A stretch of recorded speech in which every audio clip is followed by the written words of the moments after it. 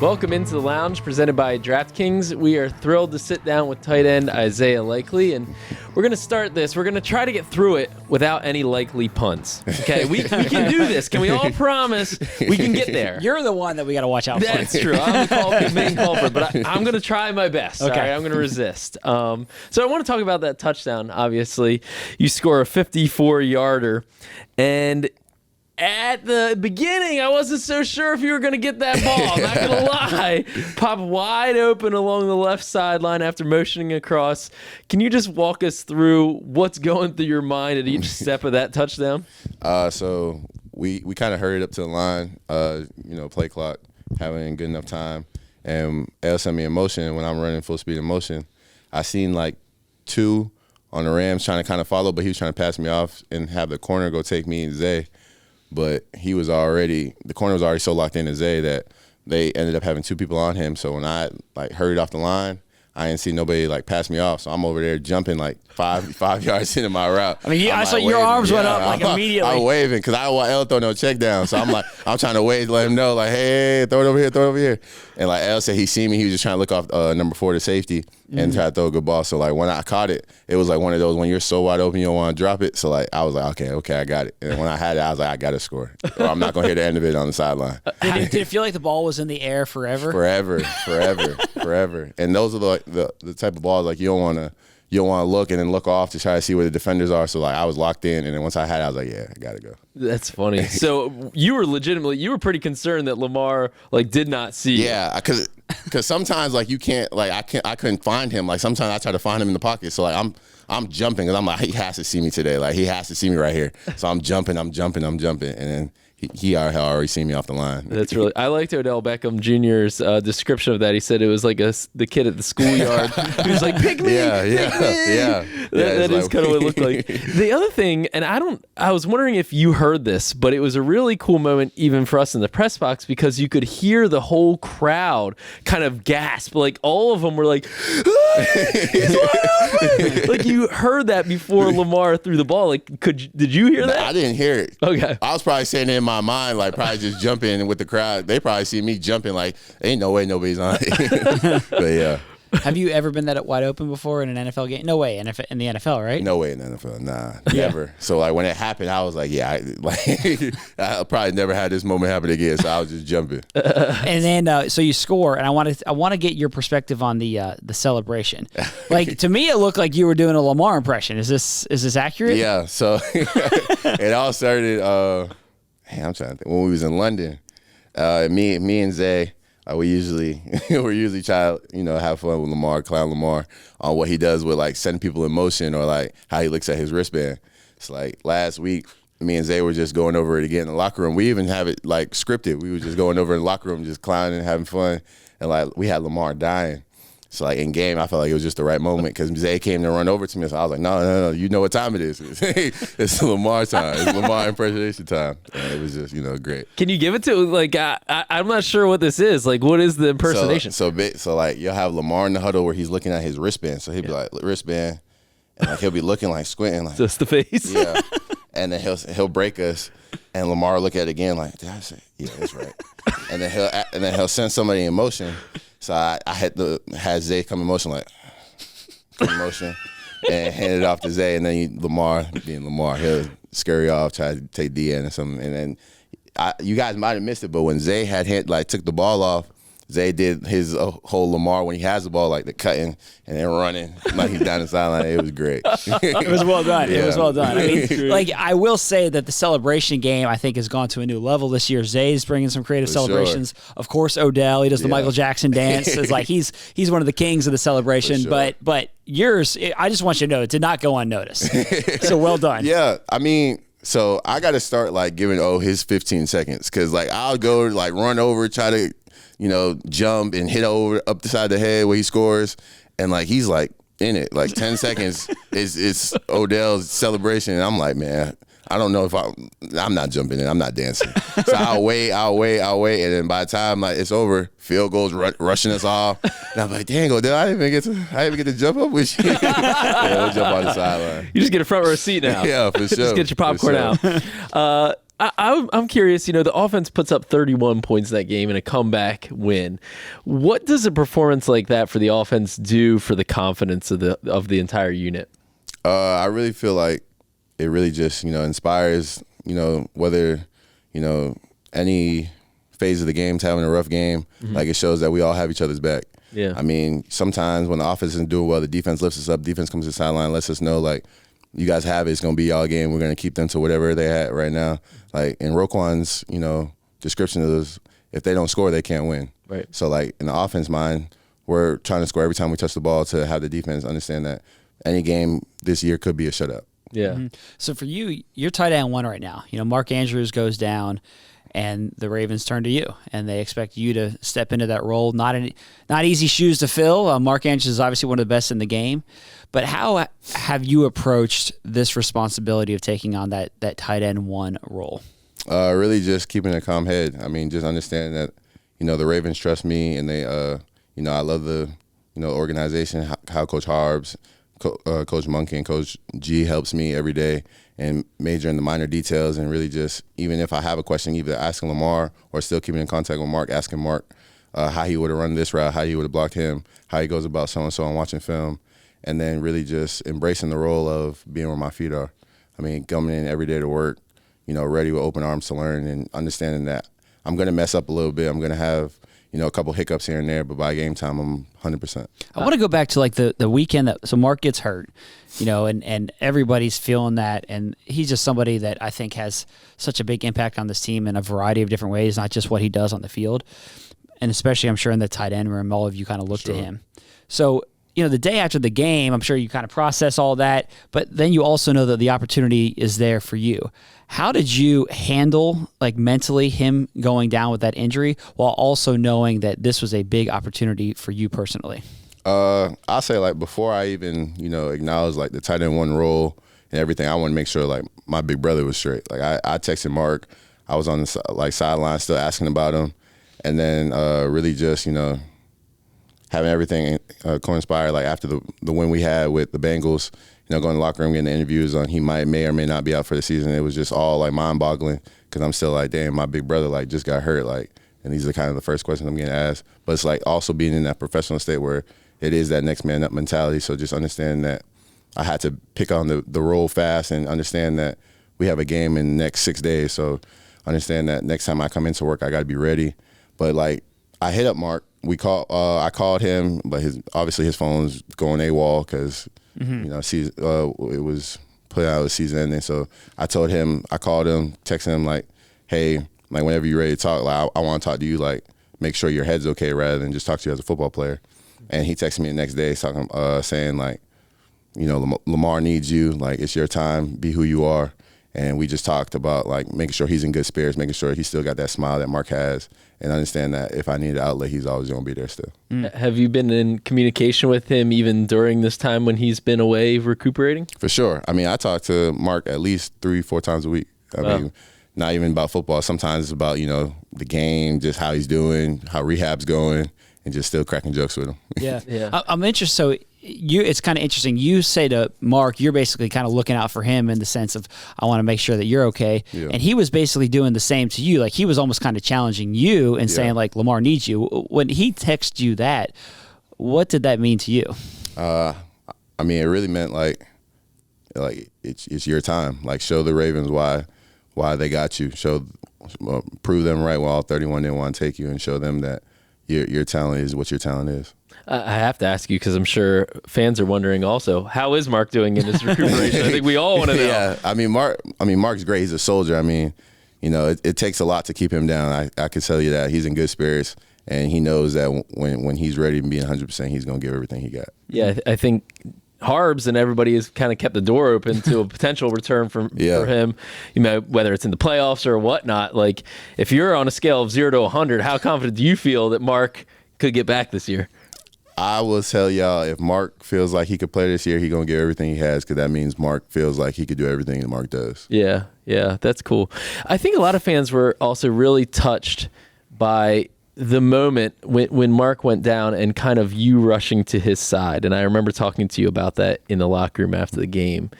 Can you share a little bit about in that specific moment, what that was like for you. Yeah. So really, I'm thinking like when he went down, it's just probably like an aggressive tackle, like he's gonna get up in a couple seconds.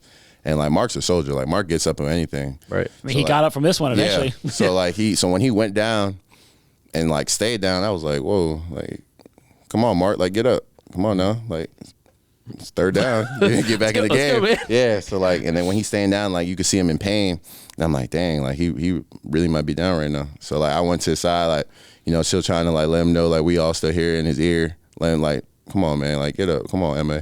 And like when he went to the locker room, it was just like kind of devastating because like, man, like a lot of people don't know like Mark as in like Mark the people, like the person. And like Mark's a great dude. He took me in with open arms, let me know like the ins and outs of like how to be a great tight end in the NFL.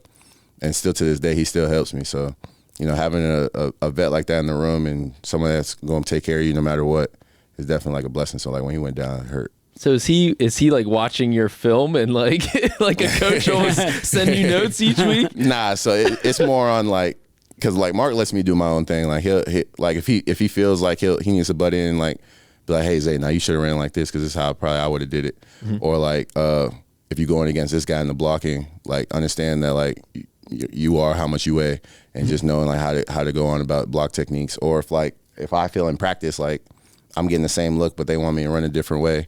Like I would have asked him how he would have ran the route, and then telling him like asking him in situations because how he already played teams, and how like he sees different safeties or like corners or linebackers in the box. That's cool. Yeah, and something that I've noticed with you since you've stepped into this role, like one thing that you really bring to the table, and we saw it a little bit, with that long catch and run. Now that one you're pretty wide open, so that was nice. But you have this catch and run ability. Like when you get the ball in your hands, you've got good speed. You can run after catch and make plays happen. Yeah, you're shifty. Like how important is that element of your game, and how much pride do you take in that? I mean, I pride myself in always making the first one miss. Like I pride myself in never having the first person come and tackle you, no matter if it's a 5-yard pass or if it's a long ball. So, just keep an instance of always repertoire in my head, like Coach Monk will tell me, like, get my depth. Because sometimes I will try to get out of there fast and try to scurry, get the ball, because I know I can make the first person miss. So really just honing on the little things and little details in the pass game. For me,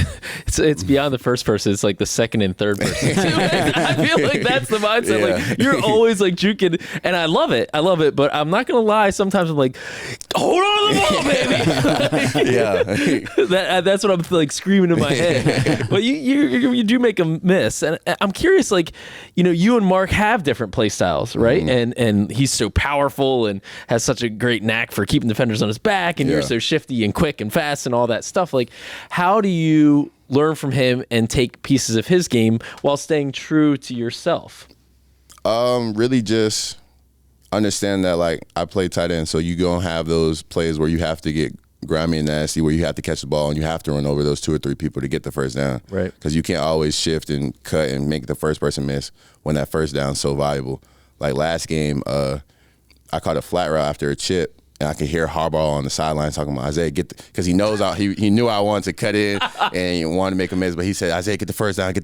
So I just ran and extended the ball after lowering my shoulder. Did you actually hear him, or did you just hear him in your head? I can hear him. When he saw me stop, like slow down, and I see like I'm looking at the sticks, and he's looking at me on the sideline like, get the first down. I think it's a Zay thing, right? You and Zay Flowers. It's like you're gonna juke like 5 people out of their socks. I'm also curious, obviously you had a really good rookie year, right? Made a big impact. And then at the beginning of this year, by virtue of the wide receivers that we added and Mark being tight end 1, obviously, like there just wasn't as big of a receiving role for tight end 2, right? Or 3 or whatever, right? Down the line. You had, I think it was 11 targets here. I have it here. 12 targets in the first 11 games. Yeah. You have 13 targets in the past 2. Right? What was that like at the beginning of the year, and how did you handle that kind of shift in roles? Really just understand that we have so many weapons because our quarterback is the greatest quarterback in the league. So just understand that your time will come, and just stay patient and always do the right things, because you don't ever want to pass up your moment. So just honing on the little things, and whether it's a 5-yard catch, you got to catch it. Whether it's a 20-yard catch, you got to catch it. And understanding that we have so many weapons, so when you do go unnoticed into a defensive personnel where it's of they're not worried about 80 on this play. We could just stick a DN on him. Lamar could see stuff like that. So like Lamar trusts everybody on the field with the ball in their hands. So just understand that you may be primary one no matter what play it is, whether you feel like you're not. So and then going into these 2 weeks, understand that the tight end one role, just being the outlet for Lamar whenever he needs me. How do you handle that mentally? I'm kind of curious. Like, you have all these new weapons, and to your point, like you have to play every play like it could be coming to you because you don't know. And Lamar does a great job of spreading the ball around, but like there is a lot more mouths to feed because there's all these new investments in receiver. Like, how do you mentally handle all that goes along with that? Really just staying in tune. I mean, never drifting off when you're having film, always understand the personnel and just knowing where, like what coverage or what route concept you are valuable. Valuable? Yeah. Valuable? Yeah. You got it. And then just understand that he wants you like to be in the right space at the right time. And like I'll never forget because it beats me up. But like just the Colts drop I had on the third down to overtime, that beats me up. Knowing that I was in the right spot. And sometimes like you got late in the game, had a little flurry. So I understand that I told him I'll never have that happen again. Well, the good news is you're going to have a lot more opportunities for big plays down the stretch here. How do you kind of prepare yourself to make that big play? Because Mark has been such a trusted target for Lamar. The chemistry there, it's hard to duplicate that. Sure. How do you prepare yourself for those big moments? Really just in practice, like if I am the primary read in the play, just like going to L Rath when the defense is on to the laptop, asking him how he wants the route ran, ask him if this was okay, ask him like does he see it any differently, and then after I get Lamar's input because he has the ball in his hand, I'll ask Mark, like Mark, if you was to run this route, let me know how you would run it before I even show him the play, and then I'll show him the play, and then he'll tell me if he would have tweaked it a little bit or if he would have did something the same way. Yeah. I'm sorry to bring up a bad moment. I want to go back to the Colts play because you mentioned it. Like, so you went to Lamar after that game and you said that's never going to happen. It just seems to me like that play for you almost is like that's something that drives you, like that in some ways is kind of a turning point. For sure. Because, I mean, Lamar, he looked at me and tried to give me the ball so we could get the first down. So that fourth down that happened with Zay never happens, like whether it was a questionable call or not. So, like, I texted him, like, we talked, and he told me, like, man, Zay, like you a way better player than I already know, like 10 times out of 10 if I throw you that again, like you're gonna catch it. So just get out your own head. We got another game. Yeah, what did that mean for Lamar to say that to you? I mean, it means the world because I mean it just instills confidence into you, just knowing that like he knows it was a hiccup. I mean, he knows that that's not who you are really. I mean, mistakes happen. You are human. You and Lamar have a pretty cool relationship. Like it seems like you guys really connected from the time that you got here, whether it's like, you posting him on your Instagram or vice versa. Yeah. Tell me about this friendship that the two of you have forged. Really, I mean, I came in, I'm thinking, Lamar is like one of those like pop stars you can't touch, you can't walk with. You got security walking with him all the time.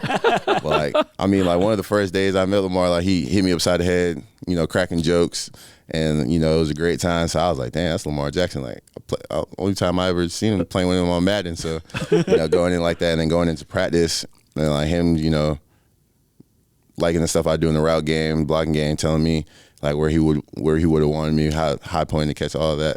And like in the locker room, just cracking jokes with him and just duration over time, just being able to like walk up to him, hit upside the head when he's having a bad day or anything, just, something we grown in contact with. Random question for you, because I have noticed the head thing, like Lamar, chop. Yeah, like what is the Lamar? He like kind of like it is kind of like a chop on the top. What it's is a double chop. It's a chop, and then chop like your shoulder. Yeah. So what is? Yeah. It's like letting you know like you had a hiccup. Like you screwed up. Basically. Yeah, you screwed up. Like it's letting you know like he's seen you.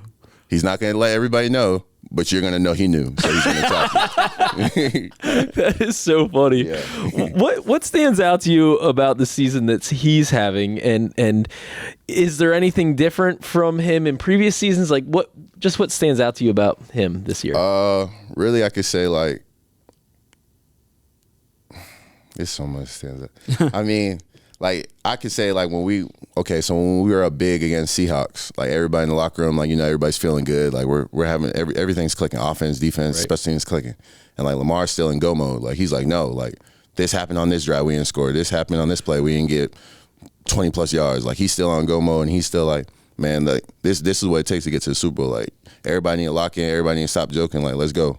And like that's just like something like you pick up on. It's like, dang, he's still not happy. Like we still he want to put up 60. So like just having that and like instilled into the whole offense. Like, man, just stay cutthroat, stay on their necks. And then like for that, like off the field, it's how engaged he makes you in the meeting room. I mean, he'll tell you like in film if Coach Monken's going over something and like over practice, and then later on if you're watching it, he'll tell you like over the meeting room like, hey, you should have did like this and so. This is what I probably would have looked for, or like keep running like this, like running like this. If this happens again, I'll see you. Yeah, stuff like that. Interesting. So he has said multiple times like, oh, you gotta lock in. Like that's like a phrase that he often says, and it sounds like that is what it looks like in action. How does that translate to the rest of the team when you see the quarterback, the guy who might be the MVP again this year, he has a potential to do that, basically saying to the rest of the group, like, no, this isn't beating the Seattle by 30 points. Like, that's not sufficient. Like, you need to stay locked in because we're trying to get to a certain place. How does that translate to the rest of the team? I mean, I feel like it speaks wonder. I mean, it feels like like if your leader feels like he's so locked in, either younger guys bring up and stay locked in. Like, I feel like there's no twitch in your armor. I mean, I feel like every time, like, you feel like you, quote unquote, going to let up or like take off the pedal when you go in that second half. Like, no, like we're going to be the same team, even better in the second half because we already see what you're doing. We already know what you're going to try to answer with and try to go at that. Very interesting. One thing I've noticed about your game too is just the improvements you've made as a blocker, and I thought that was also notable when you weren't getting as much targets. That was something that it seemed like you were taking a lot of pride in. You caught some bodies out there this year. I'm not gonna lie. How much of a focus was that for you, and how did you improve in that area? I mean, that's just one area I felt like if I wasn't getting a lot in the passing game, like start of the year, that I had to definitely hone in on my blocking and making sure that I'm still a viable weapon to be on the field, you know, with all the weapons we have, just making sure that, you know, again, you know, having their defense respect. If you put me and Mark out there, you have to respect us in the run game. You have to respect us being able to run the ball. And then just having that same personnel have to be able to cover us in the passing game. Right. So just, you know, preparing ourselves down the line, putting it on film early on. Definitely help. Now, you're a New England guy who went to Coastal Carolina. Is that Jags fans? Is that Falcons fans? What's the mix there? South Carolina is more of like college oriented. Right. They're more Clemson, South Carolina. But if it's their NFL team, they had to be a team. Panthers. Yeah, they'll mostly be Panthers. I guess it makes sense. Yeah. But they're more like. If you go to the school, they're more like rivalry, Clemson, South Carolina. Right. Did you grow up a New England fan? You can speak freely here. Yeah. I mean, the olden 2000 days was that was the heyday. Yeah. That was a good time to be a Pats fan. For sure. Now the Ravens still have, you guys have a tough stretch coming up. It's the Jaguars game and then 49ers. How do you look at this stretch? What's the mentality for you and for the team as you go into this stretch run? Really just, one foot in front of the other. I mean, going to practice like it's a game, prepared for every opponent like it's the last game of the season, and just giving everything you have because like everybody's been saying, every game we're going to get from this point is playoff atmosphere, playoff football. I mean, so just understanding that, going into every play with 100% effort and just honing in on that, and I feel like can't nobody beat us. You've had some good performances on primetime. That one in New Orleans last year. Yeah. We got Sunday Night Football coming off a big touchdown. I mean, how do you approach a game like this of this magnitude mentally? Really just being where my feet are. I mean, just honing in on film and really just preparing for practice the same way, and then really just making sure everybody's on the same page, and then doing it all again Thursday. And then by the time Friday comes, asking coaches a little last-minute adjustments, and again, get a night's sleep on the weekends. I know this is like the secondary preparation piece, but you already used the Lamar impersonation celebration. So are you going back into the bag here to try to come up with something else? I don't know. Usually me and Zaya talk something over in the week, and so we'll probably have something for y'all. Because I have a feeling you're going to get a few more trips to that end zone this year, so you got to have the celebrations ready. For sure.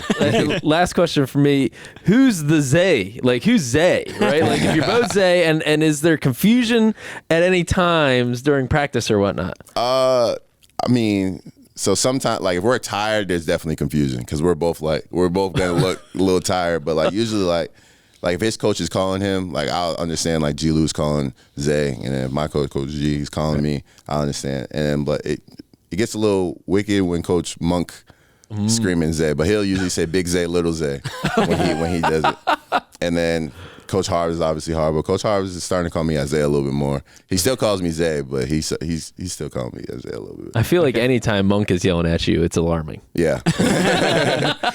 No matter who he's talking to. He has one, like, I mean, like his voice is so loud, so like it's almost like, is he screaming at me because I did something good, or is he like trying to tell me something? But like usually like he's screaming because he's so enthusiastic and so like excited, where it's like I don't know what he wants to like jump and give me a chest bump, or if like he's trying to tell me to come over here and scream. But well, there's usually some additional colorful language to give you some clues as to what he's thinking. So some context there. For sure. That could go either way too. That could go either way. Well, Isaiah, thanks a lot, man. We really appreciate it, man. Thank you. Right. Welcome back to the SeatGeek studio. Big thanks to Isaiah Likely for stopping by the show. Also, want to give a shout out to our friends at DraftKings Sportsbook, which is an official sports betting partner of the Baltimore Ravens. They've got a limited time offer running right now that you don't want to miss. Download the DraftKings Sportsbook app today. Use the promo code FLOCK. If you're a new customer, you can get a deposit bonus up to $1,000. Again, the promo code is FLOCK at DraftKings. You need to be physically present in Maryland to play and at least 21 years old. For help, visit mdgamblinghelp.org or call 1-800-GAMBLER. Well, this next one's special for me, Garrett, being a Cecil County boy. I spent a lot of time in the neighboring Harford County. Okay. So if you're looking for fall brews, we are. Harford County has you covered. Follow along the Harford County Libation Trail for fall brews, wines, and spirits while traveling along the Harford Libation Trail, and check out some amazing cuisine. With 11 locations that serve up a combination of local craft beverages and atmosphere, Harford County is a destination that is perfect for everybody. Check out the complete list of stops along the Libation Trail, along with other Harford trails at visitharford.com. And remember, in Maryland, you're welcome. Harford County's great. Well, did Harford County send some brews here? They really know how to get to me. All right, so send some beer along. Harford County knows what's up. And so those are breweries within Harford County, which is pretty cool, along the trail. So yeah, I mean, I'm gonna just go ahead and model. Are you gonna share? No. You did that read, so you get the beers? Exactly. I did the read. Harford County special to me. Yes. They're my beers. All right. There we go. I might have to take those off your desk. We'll see. Nah, they're mine. Anyway, let me put these down here before I crack one open. It's a little too tempting. We have a big game against the Jags coming up this week. This is a team that's desperate for a win, as are the Ravens. Yes. Never forget that too. But coming off 2 straight losses, they're 8-5 right now, and they're really kind of in a chase for the AFC North crown. I mean, what looked to be AFC South, yeah, or AFC South crown. Like they were in great position, and now it's tight with them and the Colts and the Texans. So this is a team that is really hungry to get a win at home on Sunday Night Football. I think it's honestly a testament to how quickly things can shift in the NFL. Yeah. 2 weeks ago, the Jaguars were tied with the Ravens and the Chiefs and the Dolphins for the best record in the AFC. Now the Ravens sit alone at 10-3 right now, the only team with that record. And the Jaguars, Trevor Lawrence was talking a couple weeks ago about the potential of them getting the number 1 overall seed, and that was kind of where their mindset was. Now 2 weeks ago, Trevor Lawrence got hurt. He played last week with the ankle injury. Was he 100%? I don't know. He could still be hobbled this game. Christian Kirk, a really good veteran receiver for them, went down, and he's going to miss a good portion, maybe the rest of the season. He's on an injured reserve. And so those two things, I think, kind of derailed them a little bit. Now they lost 2 straight. And you look at the AFC South, and they're not necessarily like, that is a competition now. That thing is up for grabs between them, the Colts, the Texans. It is going to be a race to the finish there. So things have gotten really interesting for the Jaguars over the past couple of weeks. Well, and their secondary, you mentioned the injuries. Their secondary is really banged up. They had a rookie cornerback starting this past week, and Joe Flacco had a day, right? And now we all know this is Joe Fleazy here. So he can put up some numbers, but part of that was because this is a Jaguars secondary that I think was already one of their weaknesses defensively, and was banged up by injuries. So they ranked 31st in the league, this Jaguars secondary. Joe had, you go back and look at some of the touchdown passes Joe threw. I mean, they were Isaiah Likely levels of wide open. I mean, those guys were wide open. So they had some communication errors on the back end, some busts, which the Ravens were fortunate to get a couple busts on the Rams too. Yeah. But the Browns took advantage, and hopefully those busts continue this week for the Ravens, because I think that it's a game where Lamar Jackson and co can kind of keep the momentum rolling from a passing standpoint. Yeah, I think that like if you have a young secondary and you have players that are rotating in and out, that's often when the communication becomes difficult. And so I think that's what we saw last week from Jacksonville. Now you would think that they realize those issues and they're going to try to improve on them this week. I'm sure communication will be harped on this week. But I'm on the flip side of things, I'm sure that Todd Monken and the Ravens offensive coaches are looking to disguise things in ways that can make life difficult, like they did on the Isaiah Likely touchdown. Nice scheme play to pop him out there, and then he ends up wide open. Also, on that play, as Isaiah mentioned in the interview with him, they went up tempo. So Todd Monken will do that at times. He likes to run a little bit up speed, and that can catch the defense sleeping or catch them off guard or make communication difficult. All of that is part of the strategy that the Ravens like to use offensively. And quite honestly, if communication is a problem for their defense right now, you almost prefer playing in their place. It's going to be loud. It's going to be harder for their defense to communicate on Sunday Night Football. Obviously harder for the Ravens offense to operate, but I've liked the way the Ravens have played on the road this year. They have a certain mentality on the road, and on primetime. This team has always played well on primetime. I like their chances, and I like where their heads are going to be at going into this game. Yeah, well, the Ravens know where they are. They are at first place in the AFC. We all are hoping that this team can snatch that one seed and continue to keep winning. And I think this is a big one in that, I mean, everyone is big, right? Yeah. But you continue to look ahead, and you have the 49ers on deck and the Miami Dolphins in the hole. Well, the other factor beyond what you have on the horizon is the fact that this is an AFC team. Yeah. So you have an AFC opponent here. You don't want to drop any of the games, but you definitely don't want to lose any of the AFC games because that puts you in worse position for the tiebreakers if it comes down to that. Totally. I mean, this essentially is a playoff game, right? I mean, the Jags, yeah, they're in a tight race from the AFC South, but they're probably going to be in the playoffs. This is a playoff game for the Ravens. Prime time, all that is rolled up into it, and I think that that is the tenor that I'm getting from this team going into it. We said it coming out of the bye, that basically playoff mode activated. I feel like every game the rest of the way is basically a playoff game for this team. I just really feel that way. If this team is going to get the top seed, they want to go into the playoffs playing at a high level, and it was big to get that win against the Rams, and they're going to need to continue to build off that. So in terms of some of the specifics of this game, you mentioned the secondary for Jacksonville, which I think is significant. Offensively, they've really the 1-2-3 punch there. Obviously, it's Trevor Lawrence, who I think I'm really high on him. I think he's one of the best young quarterbacks in the game. Well, the Ravens saw that last year, right? Went down to Jacksonville, and that was not a pleasant memory. Trevor Lawrence heated up late in the fourth quarter, and he really kind of had his way. He had a day against the Ravens defense late in that game. They stormed back from a big deficit and knock off the Ravens. Yeah, and that was a low point of last season. It was, and I will say it was kind of interesting at that time because that game really turned their season around. At the time, it was like, man, you lost to one of the worst teams in the league. How does that happen? And then all of a sudden, the Jaguars ended up going to the playoffs, and they win a playoff game. And so then they came into this year with elevated expectations, second year under Doug Peterson, another year for Trevor Lawrence. He's now in his third season. He's playing at a high level. Get Calvin Ridley. So like they made some moves, and they had more experience under this coaching staff. And I think that we've seen that in a large part this year, that they've been one of the better teams in the AFC. Struggled the last 2 weeks, but I still think it's a really good, talented team. It's generally speaking a top 10 offense when you look at points per game and all that. And yes, Trevor Lawrence can make any throw. Travis Etienne is a very talented running back that I think as a receiver, as a runner, the Ravens really have to put the clamps on him, especially, you come off a game last week when the Rams ran the ball more than you would like. At a higher efficiency than you would like with Kyron Williams. This is another fast, shifty guy, just like Kyron was. And so the Ravens really have to be on their P's and Q's against the run game and turn this into a tougher game, especially if Trevor Lawrence is dealing still with that ankle injury, even to whatever degree.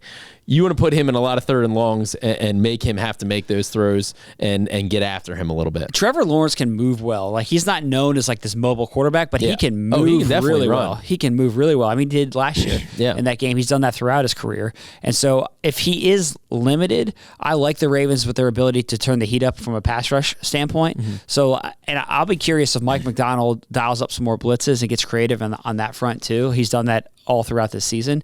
But if he feels like Lawrence is at all limited from a mobility standpoint, do you bring more heat on him? Because he's got the arm talent that if he has time to sit back there in the pocket, he can pick you apart. You just also have to be careful of him running too. You know, we saw that too many times, Deshaun Watson escaping, getting kind of climbing up in the pocket and getting loose. Now, if Trevor Lawrence... That's what I'm saying, if he's hobbled. If he's hobbled, then sure, yeah, I like that.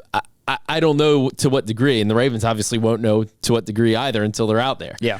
And so he played last week, which was shocking. He didn't miss any time, so it's like, how hobbled is he really going to be? Exactly. 2 weeks later, like, the guy's Gumby. I mean, you hear a high ankle sprain. I thought, at first when I saw that, I was like, he's probably not going to play against the Ravens. Played the week before. He was back in practice on Wednesday. Dude's Gumby. I like, credit to him, but I do think that that's something probably that Mike McDonald and this Ravens defense are going to have to feel out early in this game is how much mobility does he have? How much do you need to kind of guard against him climbing the pocket and scrambling on you versus he's a statue back there, you know, so let's send the blitz and get after him a little bit. You know, the Ravens also have to contend with Calvin Ridley, who's heated up in recent weeks. Slow starts to the season for him, but here's a really talented wide receiver, very good route runner. That's going to be a tough challenge for them on the outside too. I do look at the Calvin Ridley versus Marlon Humphrey matchup.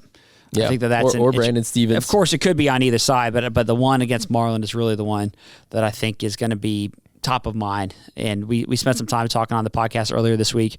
Not the best game for Marlon last week. As John Harbaugh said during the week, Marlon's the least of his concerns. Feel like he's going to get better and better. But I think that this could be an opportunity where the Jaguars test Marlon. You know, he's coming off a tough game. He dealt with a calf injury. Tough finish to the game. Good point. He's dealt with the calf injury, and so they could try to go after him a little bit. And I think Marlon will be up for the challenge. Well, really, I think the biggest potential hurdle for the Ravens defense is the potential that Kyle Hamilton's not playing. Yeah. And we don't know yet this week. He's day-to-day. We probably won't know potentially until Sunday. That it could very well be a game-time decision for Kyle Hamilton. You hope, knock on wood, that he gets some practice in this week. If he does, it's obviously a good sign. If he does, he could be ruled out on Friday. We don't know. If they don't have Kyle Hamilton out there, you talk about ETN being a receiver out of the backfield, all those things, it becomes more of a challenge for whoever steps in there, whether that be Arthur Millette, whether Marlon Humphrey slides inside and you have somebody else on the outside against Calvin Ridley, whether that be Pepe Williams, who was activated to the 53. We don't know, but, you know, the Ravens defense was different without Kyle Hamilton on the field. It was not as good. And so if he's not able to play in this game, that is a significant hurdle that they have to overcome. Now you have all week to prepare for that potential. I think that preparation, instead of a guy being thrown into the fire against some really good Rams receivers, you're better prepared when you have the whole week. And I do think the Ravens will have kind of a bounce back performance defensively. Now, you mentioned Kyle Hamilton. I feel like this is a good segue here. Yeah. So I'll let you get. You're really proud of your artwork here. You're proud of your artwork here. Well, not my artwork. All right, you're the inspiration of the artwork. I had the idea that we really needed to do something more to honor the dog of the week, right? And so brought the idea to a couple of our interns, Haley and Annie, and we workshopped it, and they executed. I'm not gonna lie, this is not my work. Let me bring it in here. Okay, all right. As Mink gets his dog of the week signage here, which he is quite proud of. He is quite proud. Tell this is really high artistic quality. Boom! There it is. The dog of the week trophy board. All right, just go ahead and feast your eyes on that puppy. We got me and you up here. Well, we weren't ever officially dogs of the week. We got the original, the pups. The pups in the top right corner. And each week you can see Zay, you go through it, right? Just feast your eyes on this beautiful artwork here. Again, credit to Haley and Annie for putting this together. And we're gonna keep this rolling to really honor our dogs. Oh, you know what we forgot to put on here? All right, we're going to fix this. Is a correction that's going to be made. Pernell McPhee, the original dog. We got to get McPhee up here, somewhere up in here. Are we going to remove ourselves or we get to stay up there? Is McPhee replacing us? McPhee might need to replace us. We're not dogs. I mean, come on, we're soft. We're cats. Or pups, something like that. You're a cat guy. No, You're I'm not a definitely cat guy. I'll get myself puppy. No, not a cat guy. You're the cat of the week. You're the kitty cat of the week, Garrett. Definitely not. But we got to get Fee up there. Yeah, the OG dog. He is the OG. So as we mentioned earlier, it was Tylan Wallace who was the dog of the week this week with that unforgettable return. And we did ask you guys, the viewers, listeners, to let us know about a name for that punt return touchdown. Because any great play, the Mile High Miracle, like they have an iconic name that goes along with it, but we didn't really have a name. So we asked you guys, the listeners, to give us your thoughts. As always, you can email us at thelounge@ravens.nfl.net. We got this one from Vern B, who said, hey guys, the Wallace walk-off. I like that. The Wallace walk-off, the alliteration there, could be a good option for the punt return. He is a dog. Oh, the dog. Thanks for putting a smile on this Ravens fan's face. So I like that suggestion, Vern. I got some from my cousin. He's an avid listener, Matt Buckley. He gave us the Ram Slam. Okay. Yeah, it's all right. Block off. Nah. And block party. Well, the block party, I feel like that fits more for like the kick six, you know? Yeah. He's leaving off. Matt is leaving off. Yeah. Like, I mean, the blocking was great, but you're going a little too hard on the blocking. Yeah, I agree. You got to give a little bit more credit to Tylan. I like the Wallace walk-off. The Ram Slam is okay. It's viable. It's fun. But I think the Wallace walk-off is better. Yes, the Wallace walk-off is the leader in the clubhouse right now. If you want to email us at thelounge@ravens.nfl.net, let us know what other ideas you have for this content, or for this conversation. Also, over the course of the year, we love getting your emails, and so we are going to send somebody this beautiful piece of art at the end of the year of the dog of the week. It kind of reminds me of a high school or middle school project, you know, like the dioramas back in the day. Yeah, so someone is going to get the dog of the week poster at the end, and we're going to come up with a fun way to give that out and execute on that. So stay tuned. Stay tuned. We got a big game coming up here, Garrett. And you know what that means, right? I do know. It means we need a